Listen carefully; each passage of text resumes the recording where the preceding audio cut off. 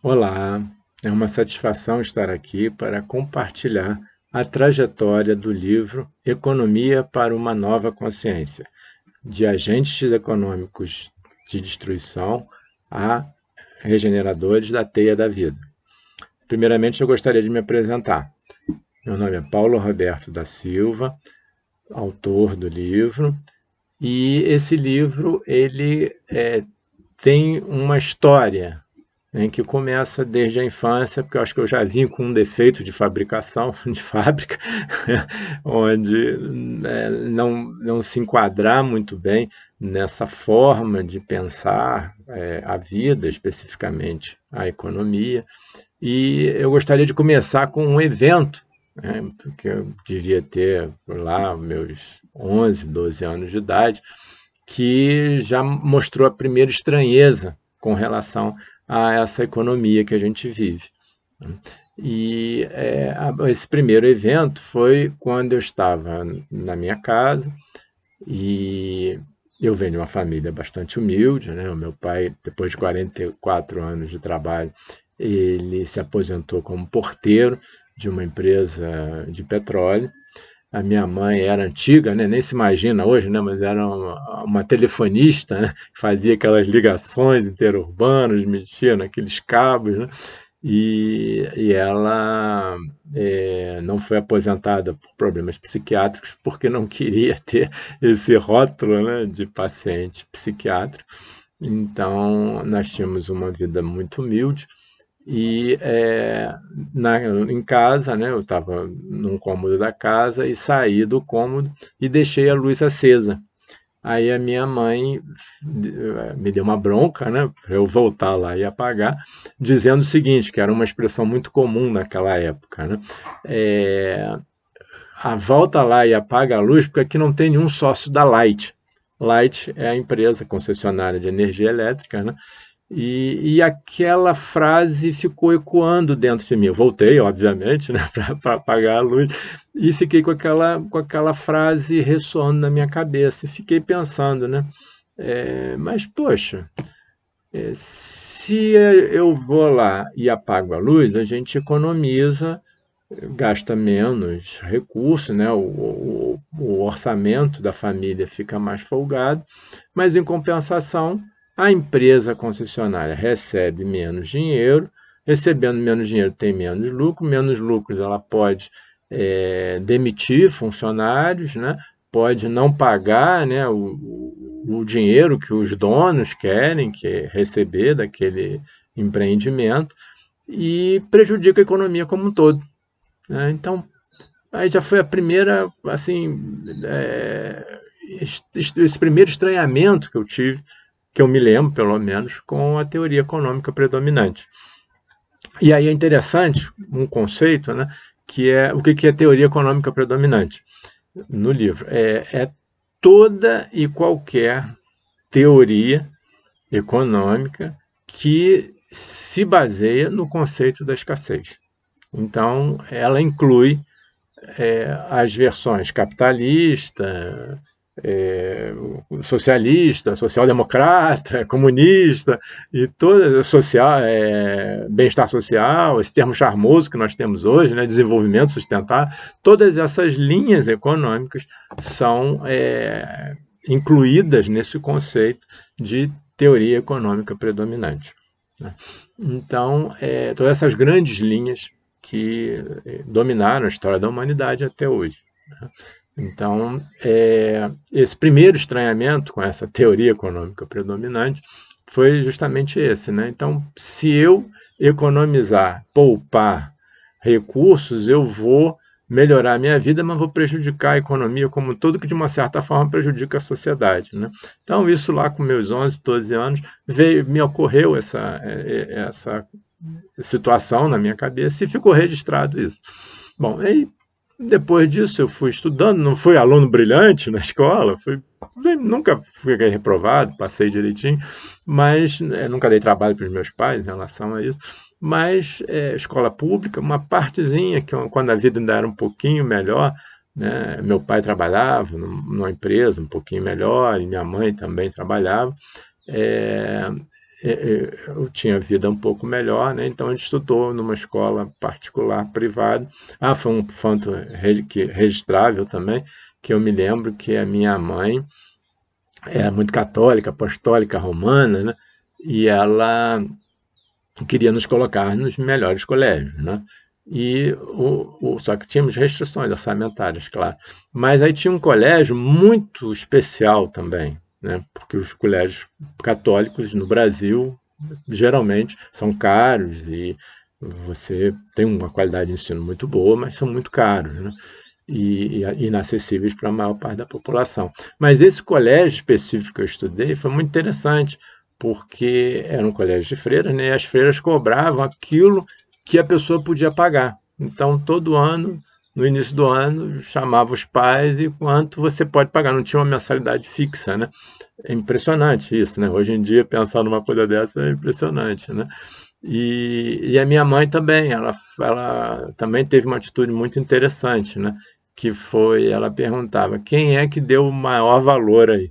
Aí dizia lá o valor, então é esse o valor que eu quero pagar, né? Valorizando a educação, né? Principalmente sendo de origem católica, né?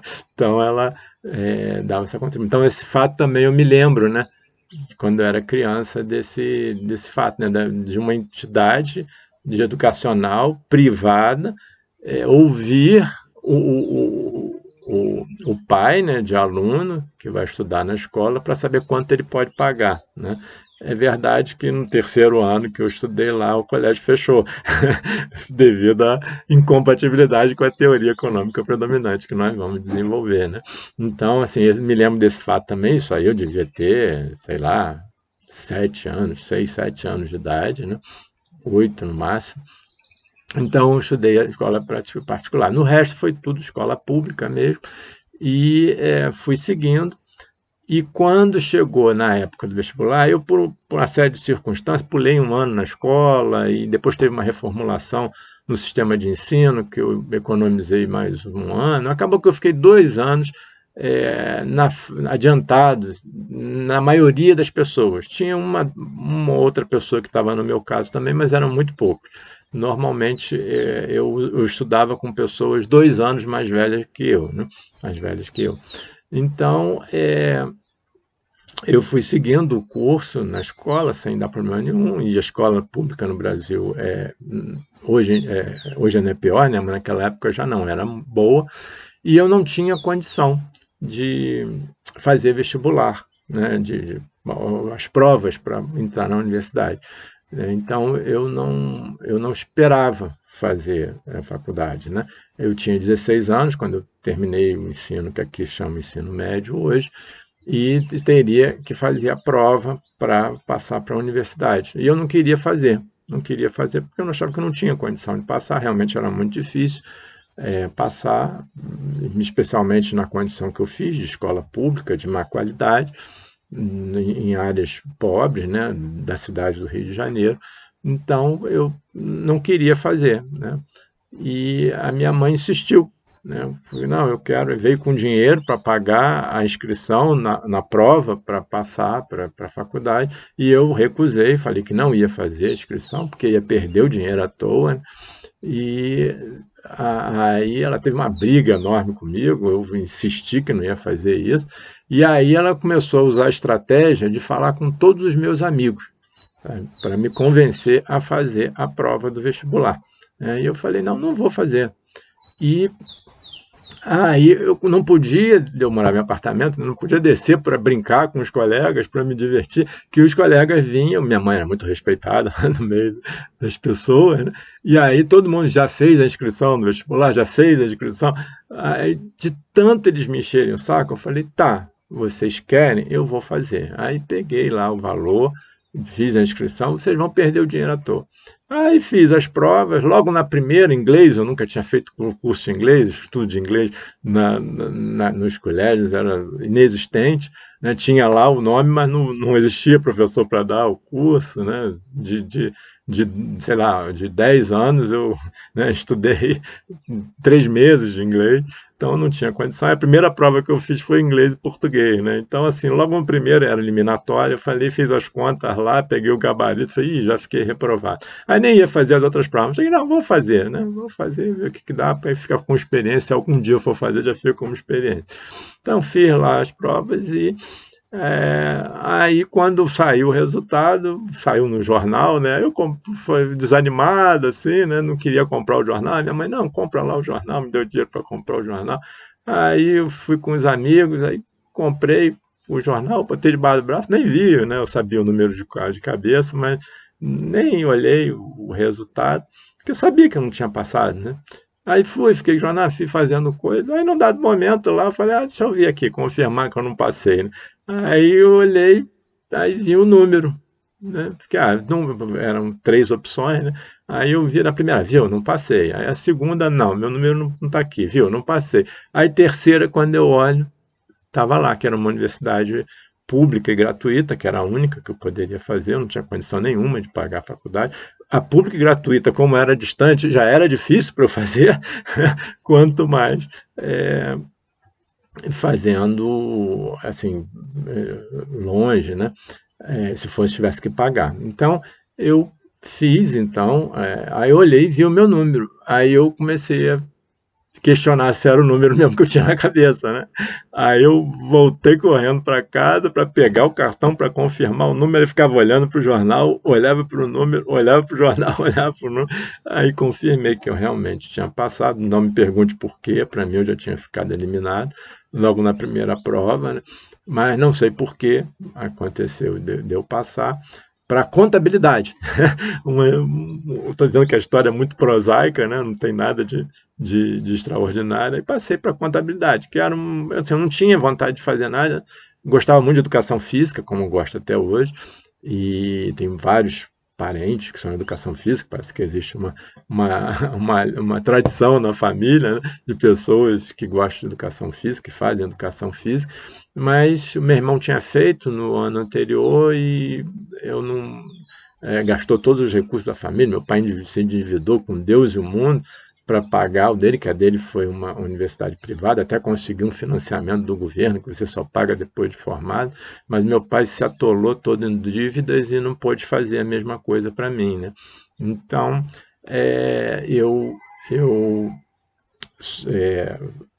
vi lá, né, o número, fiquei assim, se era mesmo, aí fui fazer a faculdade, né? Tinha que pegar 2 ônibus, era longe, difícil, mas enfim, eu acabei fazendo, e tive lá nesse curso, né, as aulas de economia, né? E eu tive aula de economia primeiro do que contabilidade, e eu adorei economia, né? Achei assim extraordinário. Tanto é que quando eu tive a primeira aula de contabilidade, eu fiquei tão frustrado com a contabilidade que eu falei, não, vou trocar de curso, né? Vou fazer economia, que eu gostei muito, e quando eu tive a primeira aula de contabilidade, eu falei, não, vou desistir, que não é para mim esse negócio. Mas aí depois, no período seguinte, enquanto eu estava vendo a mudança de curso para economia, eu acabei tendo um professor muito bom de contabilidade, falei, não, vou seguir por aqui mesmo, e não me arrependo, fiz contabilidade, realmente teve um papel muito importante na minha vida, e na elaboração do livro. Então, mas eu tive as aulas de economia, e nessas aulas de economia, eu me lembro claramente de um professor falando sobre o autointeresse na economia, né? Que a economia parte do auto, que o agente é autointeressado, né? Autointeressado é sinônimo de egoísta, né? Egoísmo, né? Autointeresse é egoísmo. Então, que as pessoas tinham a tendência a pensar no melhor para si, e eu assim questionava ele, né? Falei, não, eu conheço pessoas maravilhosas, e tem mesmo na minha família, né? Pessoas maravilhosas que assim faziam tudo pelos outros, né?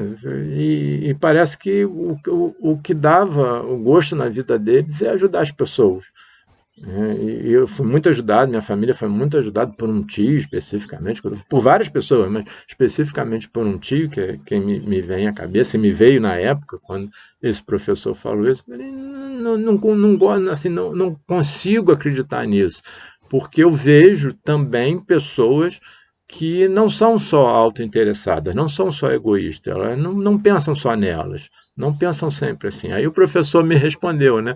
Não, você tem razão. Algumas pessoas têm, mas assim, o comportamento dominante é esse, principalmente quando está agindo economicamente. Mas não que todas as pessoas sejam egoístas o tempo todo, né? Então, eu aceitei e segui adiante. Eu adorava economia, adorava o professor, então segui adiante nisso. Mas já teve esse estranhamento, né? Que a economia considerava o autointeresse, que, traduzindo em miúdos, né, é o egoísmo. E aquilo não me agradou, né? Como é que uma área de conhecimento vai se basear nas piores características humanas, né? Então, ficou registrado esse fato também, mas segui adiante no estudo. E foi assim, aí terminei a faculdade, tive muita felicidade, entrei em lugares que eu nunca imaginei de entrar, né, de empresas, trabalhei em bancos, estatais, bancos privados de alto nível, né? É, Trabalhei em empresas de auditoria independente, e nesses trabalhos eu fui tendo frustrações uma atrás da outra, né? Tinha lugares maravilhosos que eu nunca imaginei de conseguir entrar, que assim, né, era o brilho dos olhos de todas as pessoas que estavam na minha área, e eu não entrava, não sei por quê, que eles gostavam de mim, porque existe muito preconceito na seleção, mas acabava que eu conseguia passar, não me pergunte por quê, e, eu sempre me decepcionava, né, porque via o comportamento das pessoas, é, que principalmente na auditoria independente, de empresas internacionais, né, e uma delas faz parte das Big Four, né, como chama hoje, na minha época eram Big Eight, né, então, e eu vi o comportamento das pessoas deplorável eticamente, né? Então, eu acabava saindo de um lugar de outro, e acabou tendo a oportunidade de eu fazer um programa de mestrado em contabilidade. Na época só existia um na minha cidade e dois no Brasil inteiro, né? Um em São Paulo e um no Rio de Janeiro. Então, eu tive a oportunidade de me candidatar, não me pergunte por quê, mas consegui passar. Na época tinha muito pouca gente interessada, né? E eu fiz, então, esse programa.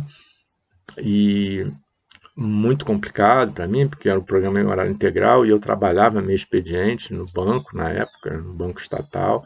Então era muito difícil de conciliar, morava longe, tinha que pegar 2 ônibus. Então foi assim difícil de conciliar, mas foi um programa que me enriqueceu muito, né? E desse programa eu já na faculdade eu tinha manifestado interesse por essa parte da contabilidade que trata de impactos sociais e ambientais, né, das entidades. Então eu entrei nesse programa para fazer um mestrado em contabilidade, me saí bem, muito bem, e os professores do programa me convidaram para fazer parte do corpo docente, mesmo eu ainda não tendo mestrado, mas já fez parte do corpo docente, e quando eu defendi, né, continuei como o professor desse programa. E o principal assunto que eu tinha era criticar a auditoria independente, né, que eu entendia que ela não estava cumprindo as suas funções, né, e estava prejudicando a sociedade, porque as pessoas confiavam na função dela de dar credibilidade às informações que as empresas divulgavam, e ela não estava cumprindo isso, né? Então as informações não eram confiáveis, e essa atividade de auditoria independente não estava funcionando. Então eu entrei para trabalhar nessa parte de auditoria independente, na área de especialização, né?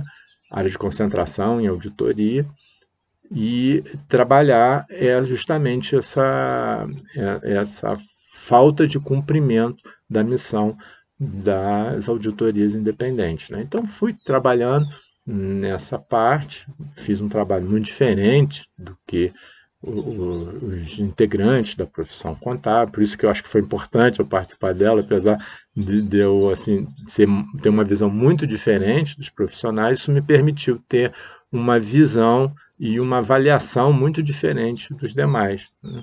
Então, eu fui evoluindo nisso e o caminho natural seria fazer o doutorado. Mas eu tinha muita restrição de fazer o doutorado na época, porque só tínhamos um programa no Brasil, que era em São Paulo.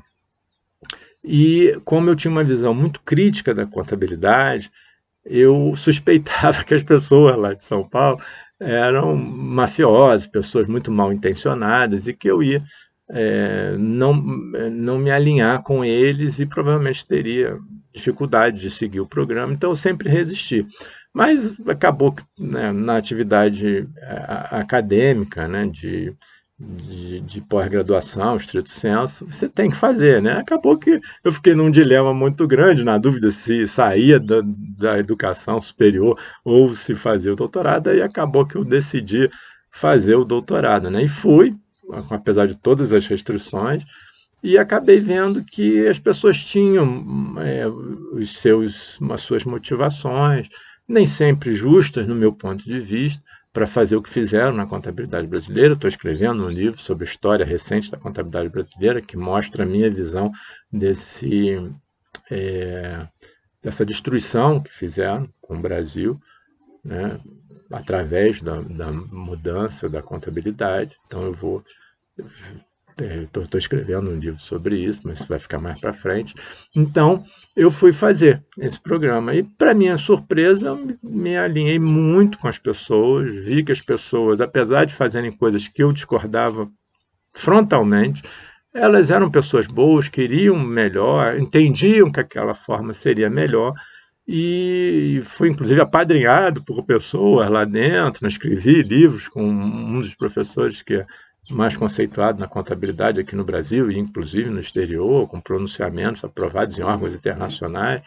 Então, foi assim uma experiência feliz no sentido de eu ser muito bem acolhido por essas pessoas e perceber um outro lado, né, do que estavam fazendo, apesar de eu discordar, né? E eu fui fazer, peguei um professor que era sensível na área de meio ambiente também, e fui fazer uma tese de doutorado para falar sobre a auditoria independente das informações sobre os impactos sociais e ambientais que as entidades, principalmente as empresas privadas, causam, né?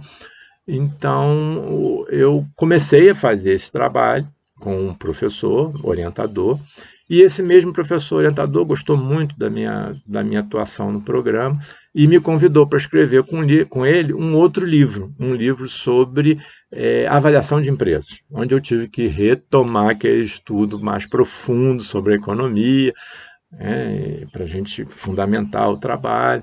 Então, eu estava lá na USP, né, nessa instituição, fazendo doutorado, com dois grandes trabalhos na mão, né? A minha tese de doutorado, falando sobre auditoria independente das informações sobre os impactos sociais e ambientais que as empresas provocam, né? E, por outro lado, escrevendo esse livro de avaliação de empresas, estudando pesado a economia.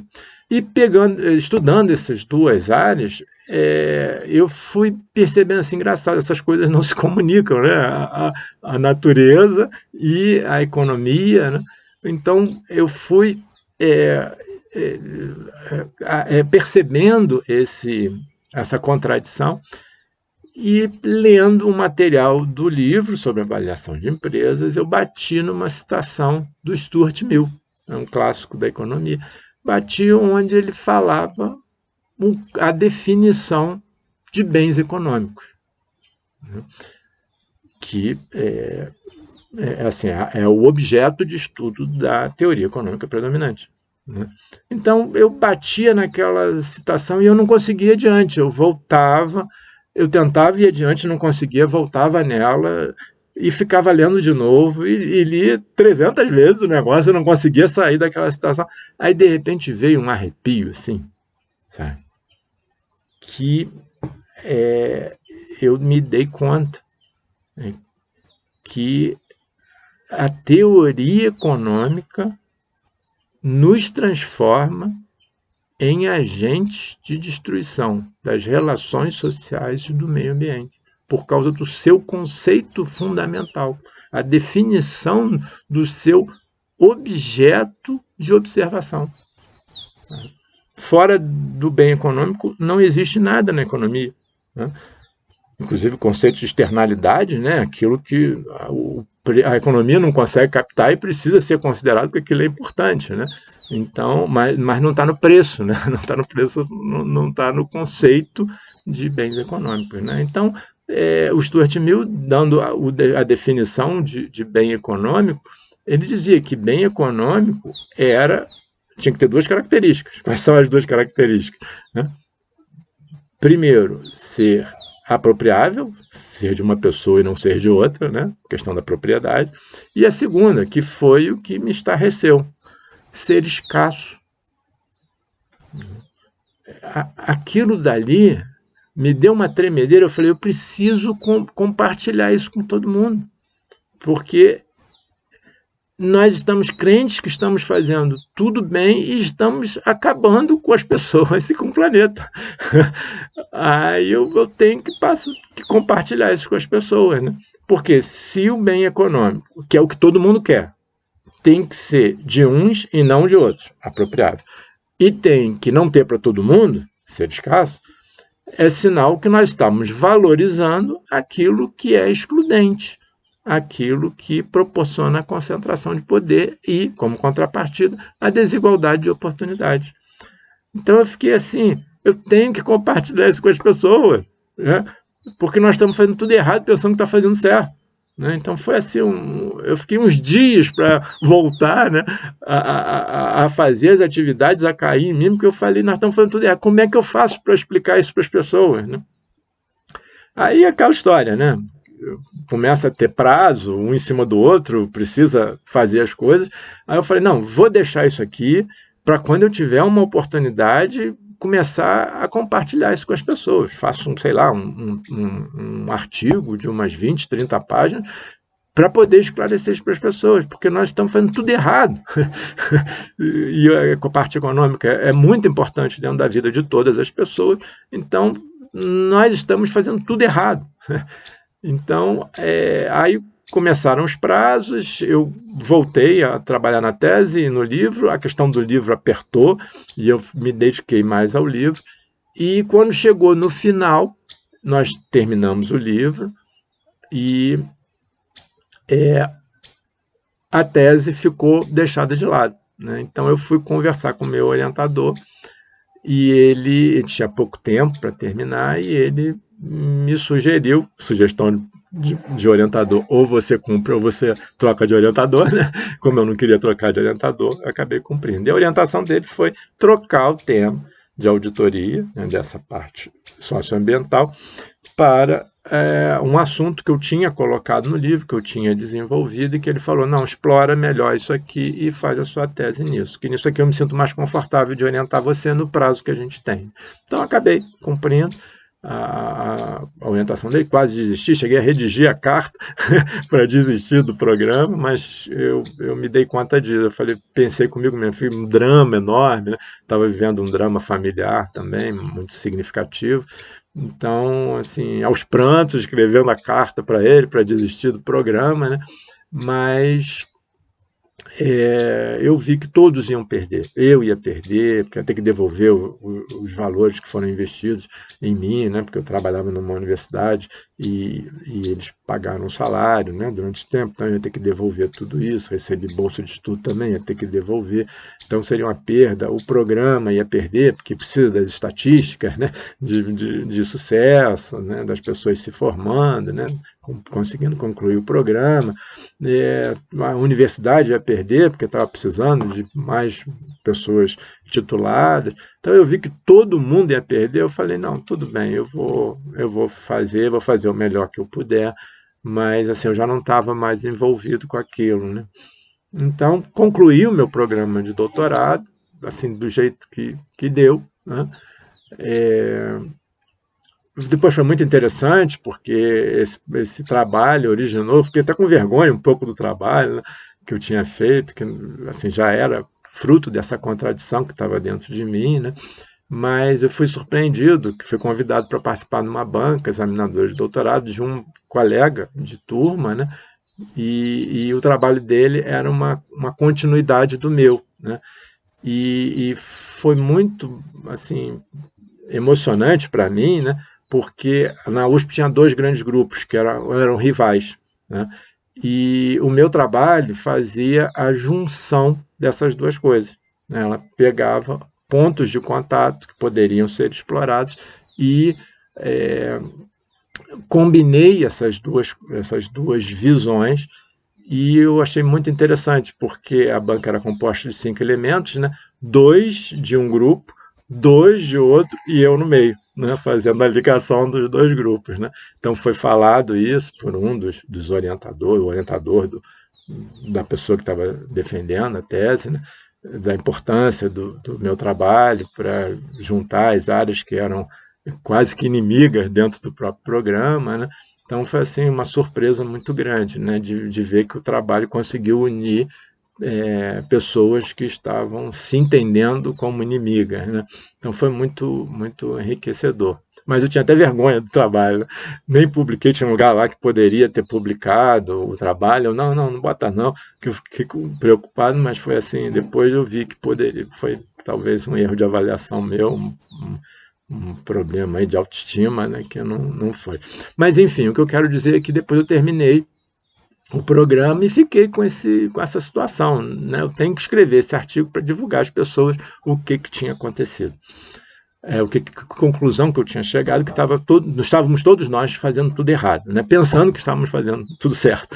Né? Então, eu sempre conversava com as pessoas, conversava sobre a ideia, as pessoas, poxa, muito interessante, muito diferente, escreve, que eu acho que isso deve ser interessante. Aí foi passando o tempo, até que, dando aula, eu passei a dar aula para o curso de economia, então um aluno desse curso de economia, de graduação, eu conversei com ele sobre essa situação, e ele falou, não entendi. Aí eu tentei explicar de novo, ele, não entendi. Aí eu falei, bom, eu vou fazer o seguinte então, eu vou tentar botar no papel para te explicar, né? Para você ter condição de entender. Aí comecei a escrever aquilo que seria um paperzinho de uns, sei lá, 20, 30 páginas. Aí comecei a escrever sobre esse caráter destrutivo da teoria econômica predominante. E aí, quando eu comecei a escrever, eu comecei a me perguntar, mas como poderia ser diferente? E aí foi surgindo um conjunto de ideias que aí foi estendendo, acabou saindo a primeira versão do livro, né? Que no original ficou como Consciência e Abundância, né? Na primeira versão, que foi definitivamente publicado em 2006. Mas isso aconteceu em 2003, né? Quando eu coloquei no papel. Aí, de 2003, eu comecei a apresentar para algumas pessoas, saber a opinião delas, se aquilo tinha alguma relevância. As pessoas que liam, amigos, claro, né? Falaram, não, muito interessante, muito diferente, escreve sim, sempre me deram apoio. Mas eu sempre assim, não, se fosse realmente bom, alguém já teria escrito, né? Uma autoestima que eu tenho aí complicadíssima. E aí eu fazia, na época, né, um trabalho de terapia psicológica e, junto com ela, eu comecei a fazer um estudo de astrologia, né? Por incrível que pareça. Eu fui fazer o curso, né? Porque eu passei por uma situação bem complicada, o final do curso, lá do doutoramento e outras situações familiares. Então, uma pessoa ligada à família falou, faz aqui esse curso, a pessoa é muito boa, você vai gostar do curso, ela é muito para cima, alto astral, então você vai melhorar aí a sua situação e tudo. Aí eu falei, tá, vou fazer. Pelo menos eu aprendo um pouquinho de astrologia e melhoro as minhas piadas sobre astrologia, né? Que eu ridicularizava o estudo, né? Não ridicularizava porque eu não conhecia, né? Mas assim, não via coerência, né? No pouco que eu conheci, não via coerência naquilo, achava uma coisa completamente fora de assim, razoabilidade, né? De qualquer razoabilidade. Mas aí eu fui fazer, né? Fui fazer o curso. E, por incrível que pareça, eu vi muita relação entre o curso de astrologia e o trabalho de terapia que eu fazia, psicológica, na linha junguiana, né? Os arquétipos, aquela coisa toda. Então eu comecei a ver muita coisa interessante, comecei a me interessar, né, pelo estudo da astrologia, e segui, fiz vários cursos, e num dado momento eu vou estudar sobre o eixo nodal. Não sei se vocês sabem, né? Mas, entre outras coisas, o eixo nodal fala sobre o seu propósito de vida. Nada mais, nada menos que a sua missão, o seu propósito de vida. E quando a professora estava falando sobre aquelas coisas, ela falou: agora cada um vai ver o seu eixo nodal. Aí eu fui ver os símbolos que estavam, né, os signos e as casas, e me ocorreu, assim, veio na minha cabeça o tal do artigo de 30 páginas que eu tinha que escrever. Aí eu, isso antes de fazer, né, a versão, né, voltei um pouquinho no tempo aí. Então, aí quando eu bati naquilo, me ocorreu, aquele trabalho se encaixa perfeitamente na configuração que eu tenho no meu mapa astral, né? Aí eu fiquei naquele drama, né, antes mesmo de publicar, fiquei naquele drama, o que eu faço? Eu engaveto esse negócio ou eu publico por minha conta, porque eu mandei para várias editoras, ninguém se interessou para aquilo, sempre aquelas mensagens muito amáveis, né, de que o trabalho é muito bom, mas não se enquadra na linha editorial, aquela coisa, né? E aí eu falei, bom, eu só tenho uma opção, né, quer dizer, eu tenho duas opções, ou eu engaveto, ou então eu publico por conta própria. Então eu resolvi publicar por conta própria, né? Mas eu fiz um trabalho comigo mesmo, eu cheguei, e se eu não vender nenhum livro, o que eu vou sentir? Aí eu falei, não, é melhor, nesse caso, você acreditar que isso faz parte da sua missão e não ser, e você se frustrar depois, do que você ver a sua missão quicando na sua frente e você não aproveitar, né? Então, aí eu decidi publicar o livro, né? E foi a melhor coisa que eu fiz na minha vida. Foi a melhor coisa que aconteceu, né? Foi assim, em termos financeiros, eu não tive nenhum benefício significativo com ele, né?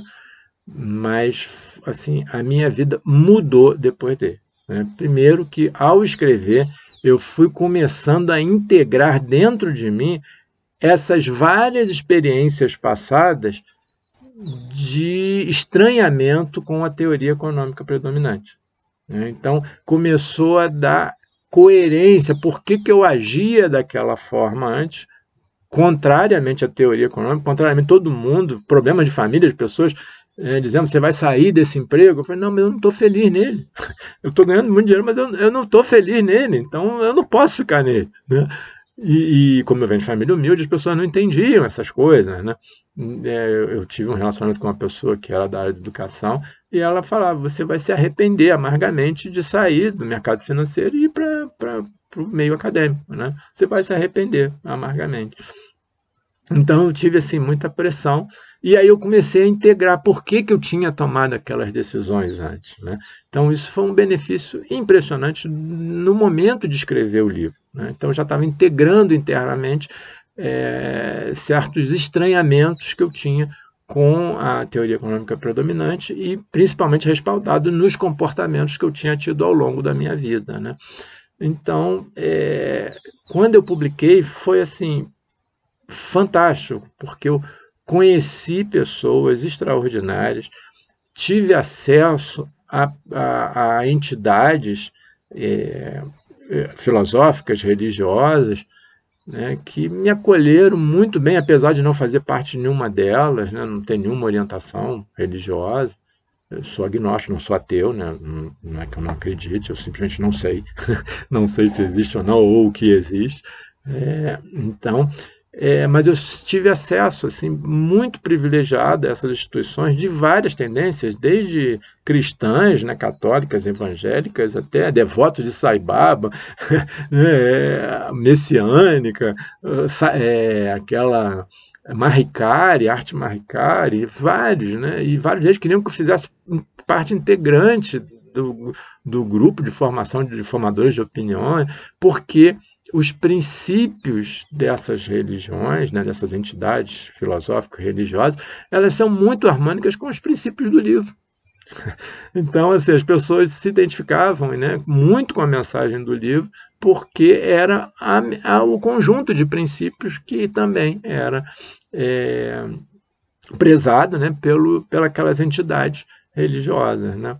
Então foi assim, pessoas maravilhosas, conheci projetos fantásticos, né? Então foi assim um enriquecimento pessoal sem precedência. Eu nunca imaginei isso, né? E quando eu publiquei o livro, né, que eu decidi escrever o livro e publicar, eu pedi licença da universidade, né, para me dedicar a isso. Então, eu fiquei sem receber salário, sem receber nada, fiquei um tempo sem trabalhar, né, 3 anos sem trabalhar, para me dedicar a concluir o livro, publicar e divulgar. Né? E quando eu voltei desses 3 anos, que eu tinha que voltar desses 3 anos para voltar a trabalhar, eu falei, eu vou pedir exoneração, né, para sair do meu trabalho, porque eu não consigo mais ensinar as pessoas contabilidade baseada nessa teoria econômica dominante, quando eu não acredito mais nela. Quando eu entendo qual a perversidade que está por trás dela. Né? Então eu fui falar com o meu chefe, não tinha outro emprego, não tinha nada disso, tinha me dedicado anos, né, a essa universidade, então fiquei meio que com um perfil de professor, né, e as universidades federais no Brasil, para quem se dedica a essa atividade, é o melhor segmento para você atuar, né? E eu fui conversar com o meu chefe, falar com ele, eu vou pedir exoneração, não vou nem voltar da minha licença, porque eu não acredito mais em nada disso. Né?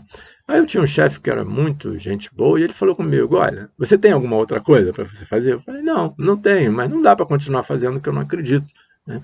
Aí ele conversou comigo, falou, olha, faz o seguinte, nós temos aqui uma disciplina de balanço social, é meio que você fazia lá na USP, né, a questão social e ambiental, né, que você se propôs a fazer lá, e uma disciplina de ética, que eu sei que também o seu trabalho é muito pautado numa crítica, principalmente à auditoria independente. Eu acho que você vai conseguir se desenvolver, né, se expressar bem nessas duas áreas. Você não acha? Aí eu falei, bom, eu não sei, eu posso experimentar. Né? Eu experimento um período e vejo o que acontece. Aí ele falou, tá bom, então experimento. E eu estou experimentando até hoje. Isso foi em 2008. Isso foi em 2008.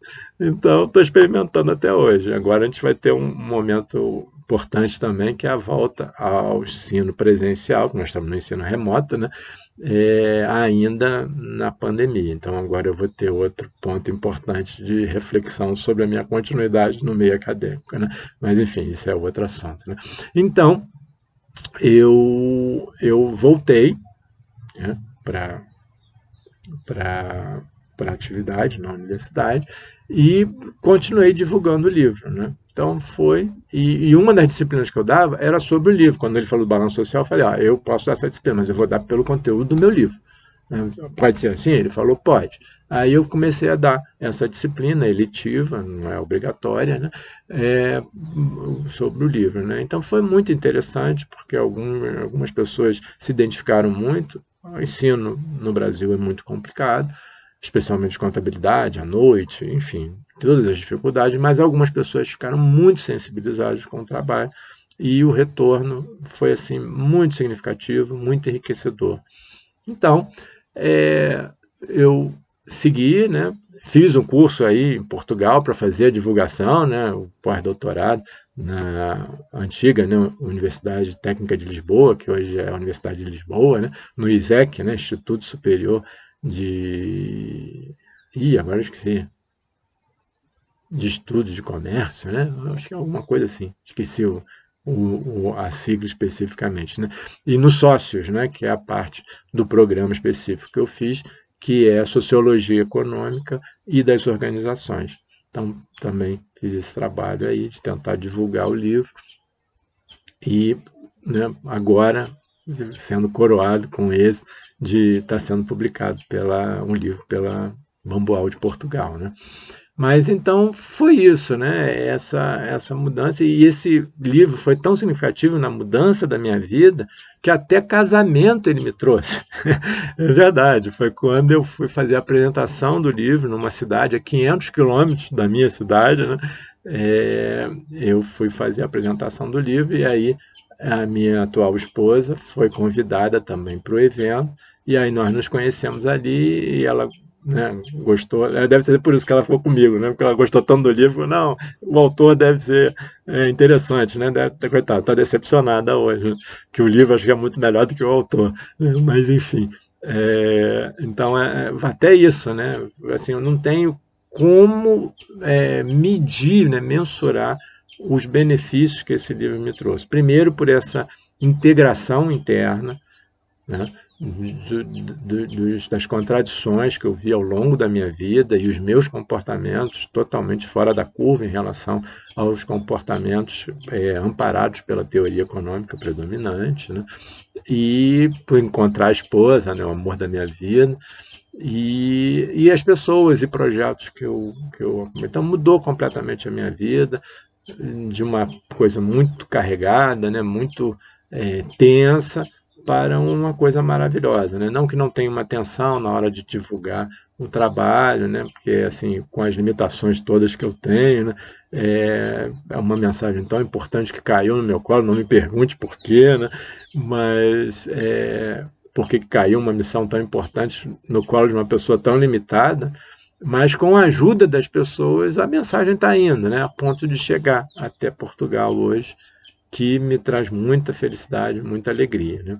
Então, da publicação do livro até a pandemia, né, foi muito enriquecedor. Saíram uma base de 2.000 exemplares, né, nesses anos todos. Né?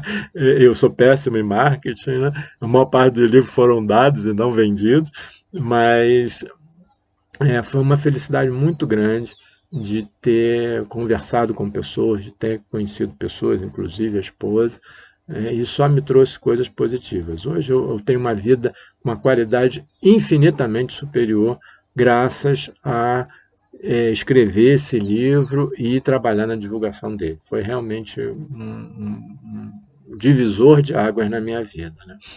E aí vem a pandemia, veio a pandemia, que estava lá, não sabia o que fazer, sempre aquele dilema, se fica na academia, se fica em cidade grande, cidade pequena.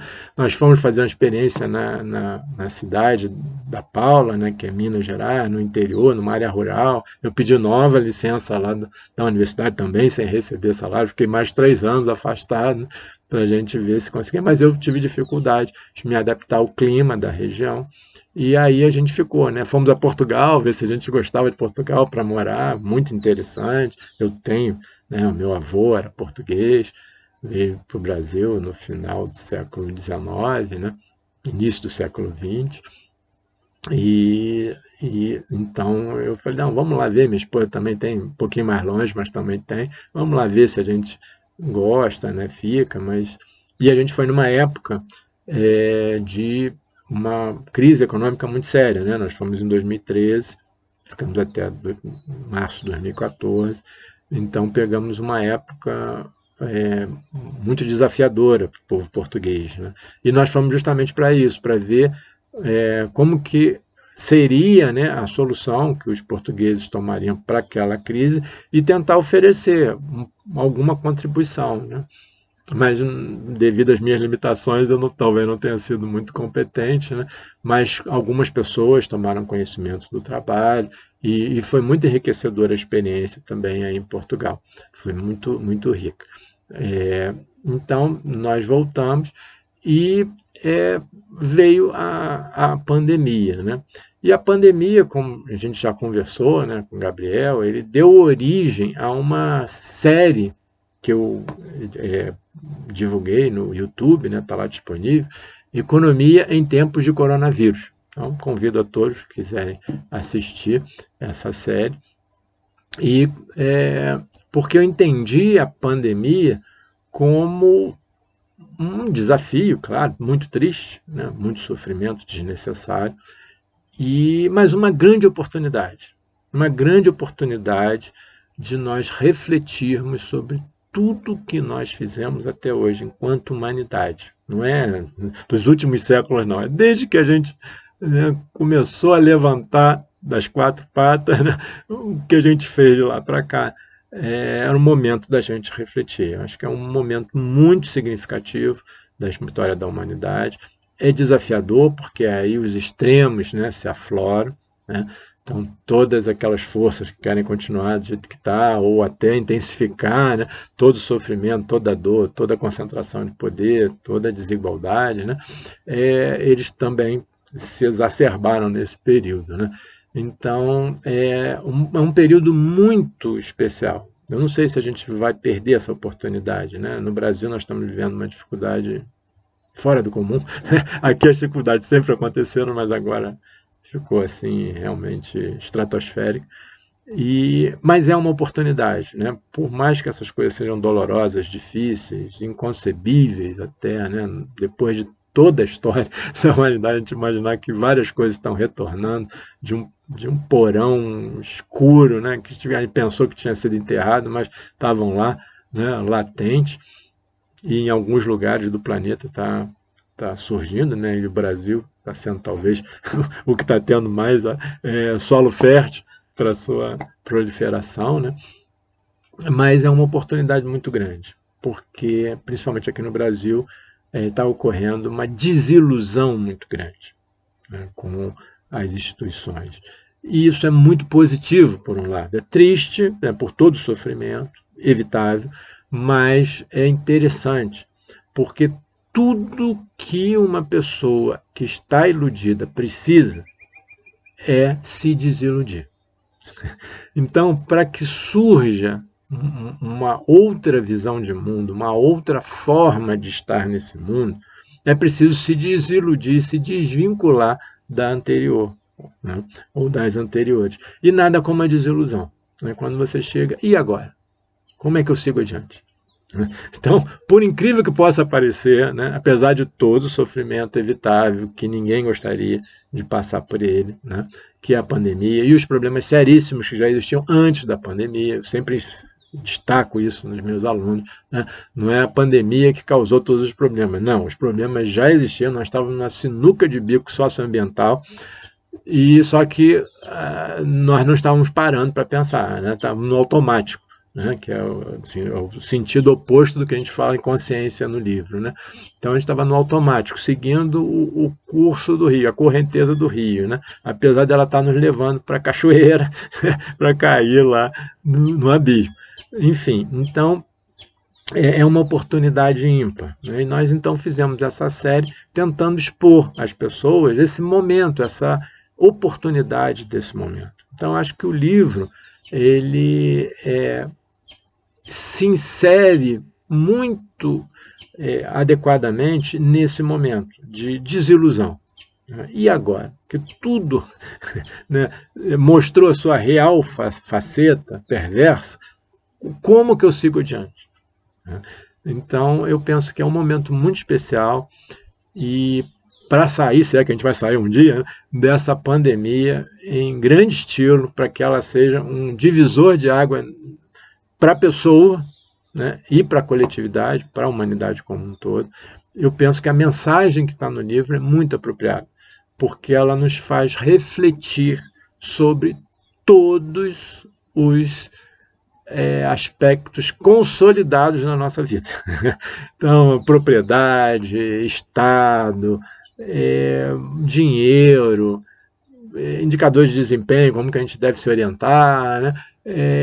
Impostos, todos esses conceitos, né, que a gente considera como a coisa mais natural do mundo, né, e que não são, muito pelo contrário, né, e elas se apropriam das melhores intenções. Então, várias intenções maravilhosas, moeda social, economia solidária, coisas extraordinárias, cooperativas, né, coisas extraordinárias, e elas estão sendo apropriadas por essa visão de mundo que forjou a teoria econômica predominante, baseada na escassez e baseada nas piores características humanas.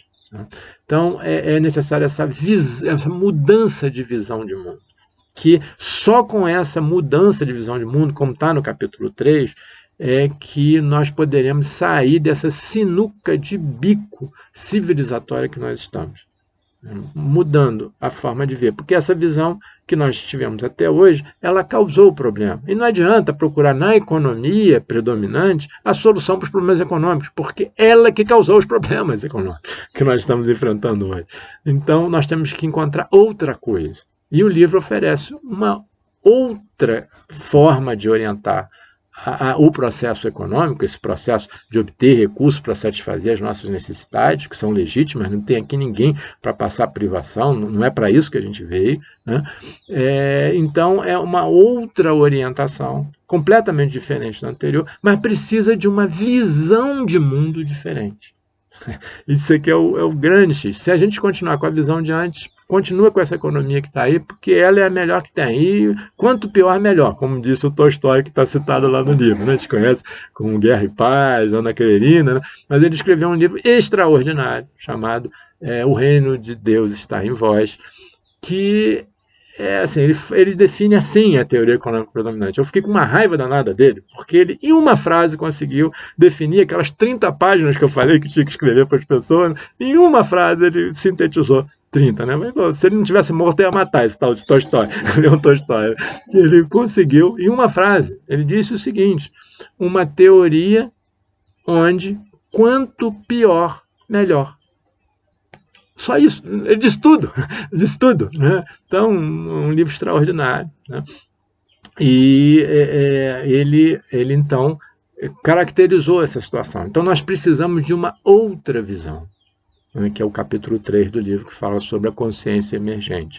Se é que ela está surgindo mesmo, e se ela está surgindo, quais são as suas características, foi o desafio do capítulo, tentar identificar as características desse novo ser humano que poderia estar surgindo no planeta, e a partir dessas características associadas a essa possível consciência emergente, qual seria a teoria econômica que seria adequada, harmônica com as aspirações dessa nova consciência. Aí surgiu o livro, né, que nós estamos publicando agora em Portugal, graças a Bombal Portugal, graças a Isabel Vale, graças ao Gabriel, né, e outras, muitas pessoas que ajudaram, com certeza.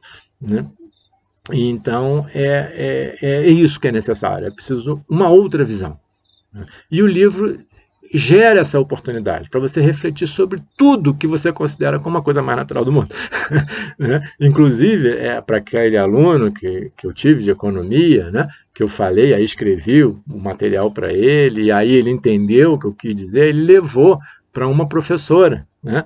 E aí a professora falou, não, isso é um absurdo, porque o conceito da escassez para a economia é inquestionável. Aí eu falei para ela, realmente é inquestionável. Eu estou questionando o inquestionável.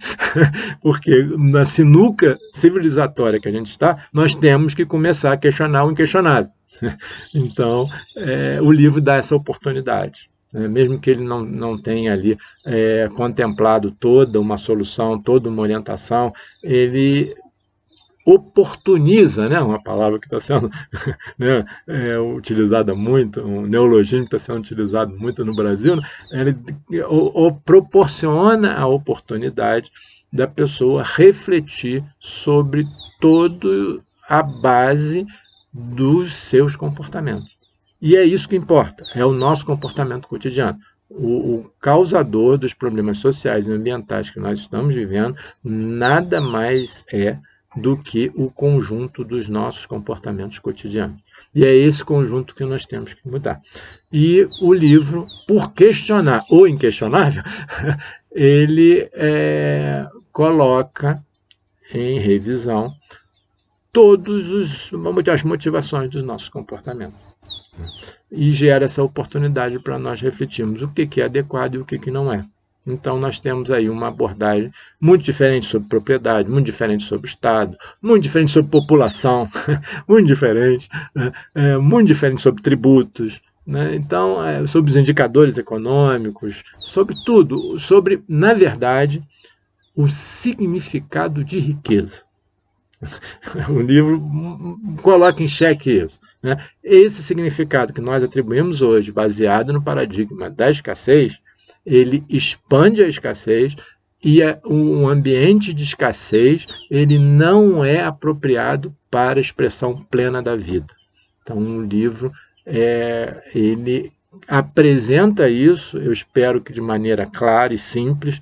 As pessoas elogiam muito a escrita, que é muito simples, muito clara, óbvia até, né? Mas é por uma limitação minha, porque eu não consigo escrever diferente, difícil, bonito, eu não sei. Então eu escrevi do jeito que eu sabia escrever, né? Que é o simples.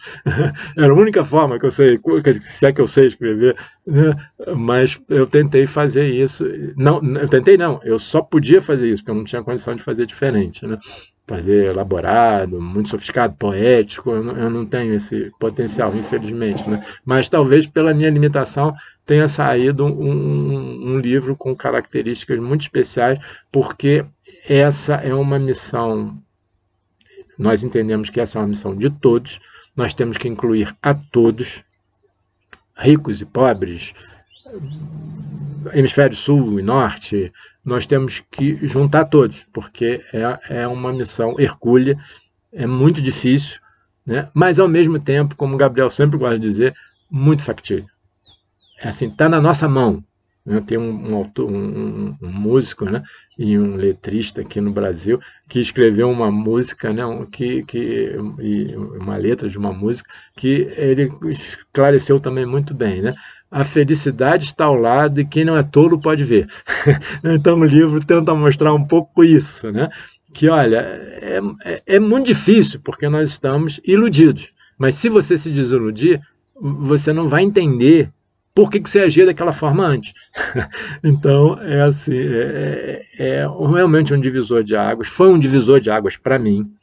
A minha vida mudou para muito melhor. Eu não imaginava nunca estar numa situação como essa, de ter pessoas maravilhosas como a Isabel Vale, como o Gabriel, como estar publicando um livro em Portugal, né, de assuntos tão bonitos. Assim, claro, né, tem um lado triste, né, da escassez, de reconhecer o que está acontecendo, mas uma proposta de seguir adiante em outras bases. E eu penso que é tudo que a gente precisa, porque a nossa sociedade está asfixiada, ela precisa de oxigênio, de ar fresco.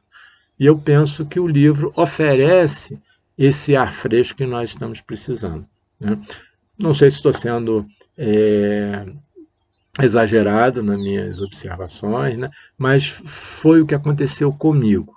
E se o livro trouxe tantos benefícios para mim, eu me empenho bastante em divulgar o livro, porque ele pode trazer benefícios maravilhosos para outras pessoas também. Não sei se para todos, mas pelo menos para as pessoas que também têm esse estranhamento em relação à teoria econômica predominante ou ao comportamento, porque não é preciso conhecer de economia para ler o livro.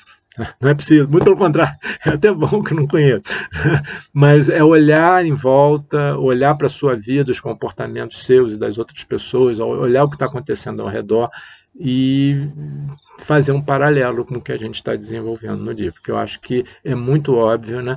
E eu acho muito interessante, e isso, pelas minhas limitações, eu não posso fazer nada tão refinado assim, né? Mas o que eu acho mais interessante é isso que eu falo com os meus alunos. Eu não falo nada de novo. Está tudo já dito aí na história da humanidade, né? Está tudo aí. As ideias estão todas colocadas. Eu não falei nada de novo.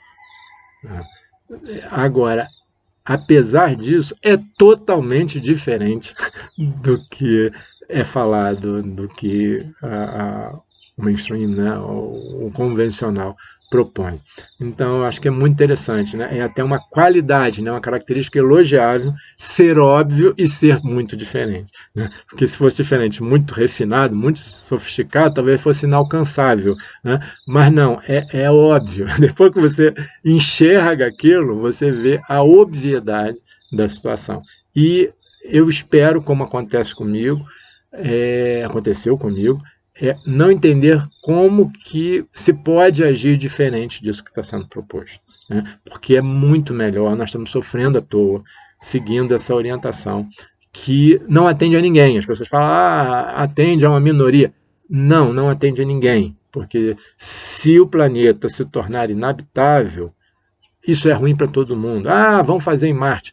É muito melhor morar na Terra, mesmo com toda a poluição, com essa coisa toda, do que em Marte.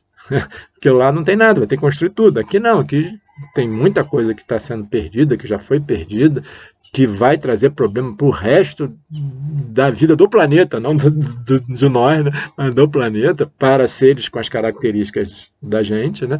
Mas é melhor do que ir para Marte, né? Então, não é bom para ninguém, né? Umas pessoas ganham muito dinheiro, começam a fazer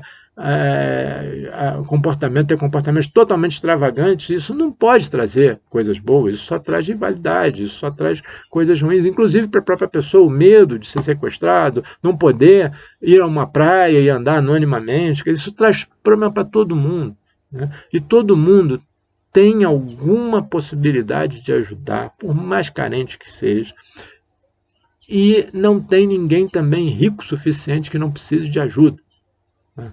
Então, vamos juntar todo mundo numa jornada para tornar o nome da nossa espécie adequado, porque nós não estamos sendo muito homo sapiens, né? Ainda mais homo sapiens sapiens. Nós não estamos sendo isso, né? Se olharmos direitinho, nós não estamos sendo, né?